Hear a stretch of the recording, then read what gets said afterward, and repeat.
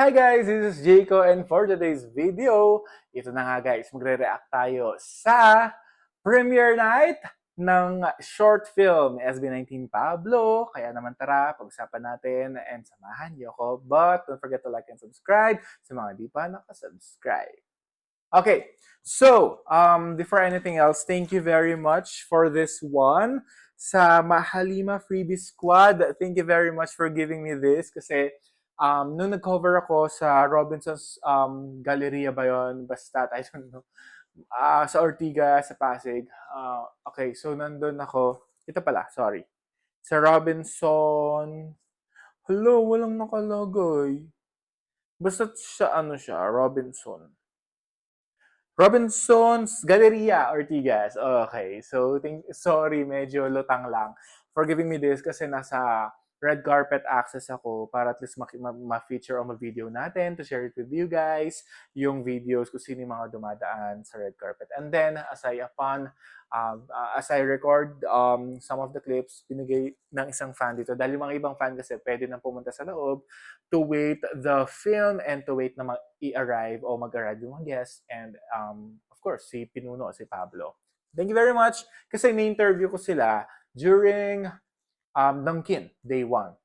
So, nakita din nila ako and they noticed me and they gave me this. So, thank you very much. One of the collections ulit na pwedeng ilagay. So, ito na nga guys ang aking ticket for the short film and Una. Kasi ang dami nagsasabi. Kala nila VNA. It's not VNA, it's Una. So, short film by Pablo, directed by Sonny Calvento. So, this is first ever film ni Pablo na siya ang bida and it's a short film. Siyempre, gumawa siya ng 2 albums. So, parang nandun din yung mga kasagutan ng albums niya, bakit siya gumawa ng album, ano nga ba yung tumatakbo sa kanyang isip. So, he made a short film to help us na ma-feel natin kung ano nga ba yung parang nasa mind niya, nasa puso niya, nasa utak niya, na-visualize ng mga fans niya, ng mga hotdog fans niya, ng mga siyempre fan ng SB19, mga 18 fans. So, this is partnership between Robinsons and 1Z Entertainment. Nandito yung mga cast, nandun din mismo sa premiere night at naglakad din sila doon.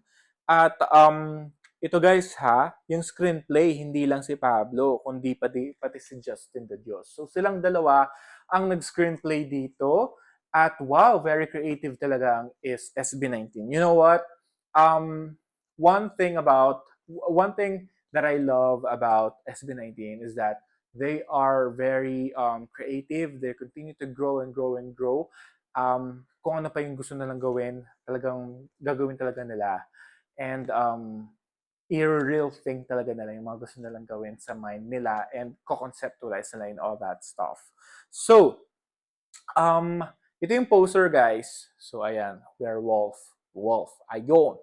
So, let's start na sa pag-review ng short film na ito. I think first time kong makanood ng short film sa sine. Kasi may mga short film festivals, pero di ako nakaka-attend.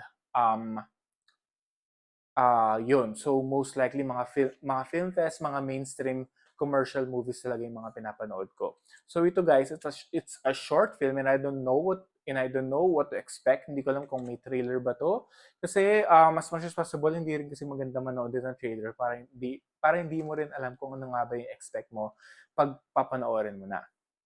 So, nag-start yung red carpet, mga 5 to 6, tapos 6 to 7, dumating na sila, may interview, 24 oras, and then nag-talk lang ng sandali si Pablo, tapos ayun na, nag-start na. Luckily, nandun din si SB19, Justin and Stel. Very supportive talaga sila, even though hindi sila kompleto because the two has a prior commitment. And they made it a point na talaga may mga kagrupo sila na mag-a-attend, 'di ba? So, ayun, napaka talaga, yung feeling talaga na nandun tayo sa event na yon, and may mga group of friend ka na kagrupo mo na magsusupport, melting, 'di ba? Yung heart mo talaga na parang wow, very supportive talaga. As one talaga sila. Yun yung masasabi ko. Even though may gagawin pa sila, kasi guest sila ng SB90s, mga Street Boys sa New Frontier, which is, I attended that too. Na-stress talaga ako kasi gusto kong tapusin ang una, pero natapos ko naman siya. Nakita niyo naman sa mga clips. Kaso yung mga performances niya guys, ni Pinunong Pablo, isi-upload ko na lang siguro siya sa TikTok. So watch out for it. Hindi ko pa na-upload. I'm very sorry. At yung mga Q&A sessions niya, nandiyan na i-upload ko na. So you can watch that on my channel. So ayun. You can share it also, okay? So, grabe guys, sorry ang dami ko nang nasabi, hindi ko pa nare-react yung mismong short film. Okay, very silent yung film. Um, it means to say, ang deep talaga ng version nito. Ang deep talaga ng meaning niya. Without any spoiler, nasabi naman kasi ni Pablo to, no? Na doon sa Q&A sessions niya, na wala siyang dialogue dito. Nag-expect kasi talaga ako na magkaka-dialogue siya, magkaka-line siya. Kasi parang ang deep ng story. Parang, wow, nandun na siya. Ay, may pinakita, tapos, after that, nandun na siya sa dalampasigan. Ano nangyari? Ganito, ganyan. And all that. Tapos parang, wait lang. Bakit parang natapos na yung short film? Hindi siya nagsalita. Parang, oh, ganun lang or what? Parang sound lang. But still, it's not a dialogue. It's not a line. Wala siyang script. But, yung challenge dun, guys, is mata-mata sa acting, yung action niya, di ba? Parang feeling ko, mas mahirap pa nga yun compare sa may dialogue ka eh. Kasi, dapat mafe-feel talaga ng tao na kapag natatakot ka sa mata mo pa lang, kahit hindi ka nagsasalita, matatakot sila. So, doon sa napanood ko kay Pinunong Pablo, parang hindi niya first time umarte. Clap, clap, clap talaga yung mga tao, yung mga hotdog fans, yung mga 18 fans na, wait, bakit ang galing niya dito, di ba? Talaga magagalingan ka talaga sa kanya. Kasi, um, without a line, you know, kung anong, alam mo kung anong ginagawa niya, alam mo kung anong natatakot siya, alam mo na nagagalit siya or what, naawa siya dun sa bata, I don't want to spoil. Tapos, bakit ganun? Bakit, ano nangyari, di ba? Napaka-deep nung story kasi it talks about parang pagiging judgmental ng mga tao. Kapag sa physical feature, kapag sa physical, meron silang mapipinta sa inyo, i-judge ka na nila na ayaw ka na nila. Kahit na yung puso mo is mabait ka, very genuine ka naman, yung heart mo is very pure, hindi nila makikita yun dahil ang nakikita nila is pandabas na anyo. So yun yung parang essence ng movie, yung short film na ganun. Pero medyo, sabi nga nung host, parang I want it more, parang gano'n. Nakulangan lang ako kasi parang ang bilis. Ang end, no? Ganun. Parang hindi ko man narinig si Pablo na magsalita or what, because I think it's sadya naman talaga yon. At yung mga co-stars na dito, ang galing talaga ni Lola, ang galing ng bata, ang galing din niya, ang galing din ng mga extra, ang galing ng mga nasa palengke scenes. Wow, parang napaka-indie look talaga, indie film style siya na, wow, ang galing. Yun nga lang, syempre hindi naman maiwasan kapag short film talaga is parang makukulangan ka, parang pwede namang habaan, pwedeng ganun. So, yeah, definitely, mafe-feel nyo talaga dito kung ano talaga yung lesson o yung gustong ipakita ni Pablo sa mga fans, sa mga manonood dito sa film na ito. It means to say talaga na napaka-deep talaga ng tao ni Pablo, no? Parang hindi siya masyadong ma-open book, pero mafe-feel nyo dito paano niya gawin yung mga songs niya, paano siya as a creative person, di ba? So, ayun.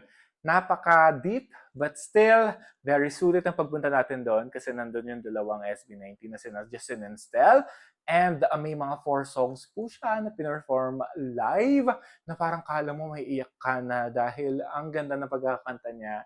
Walang eme talaga. Kasi nasa front seat talaga ako. Like, 1 or 2 seats lang. Nandun lang si Pinuno, si Pablo talaga. So, wow. What an experience. So, yeah. I'm so happy and I'm so touched talaga sa mga kanta niya. Yung Drowning in the Water, napakaganda ng mga kanta niya. Hindi lang talaga ako like talagang malisen sa mga music nowadays. It's because very busy at I don't have much time talaga na talagang mag-binge listen. Tama ba yun? Binge watch. So binge listen. Pero the performance is there. Napaka-great talaga niya, no? Talagang wala akong masabi kay Pablo. Tsaka, ang gwapo na ang ganda niya sa personal. Napaka-blooming niya. Napakaganda nung aura niya.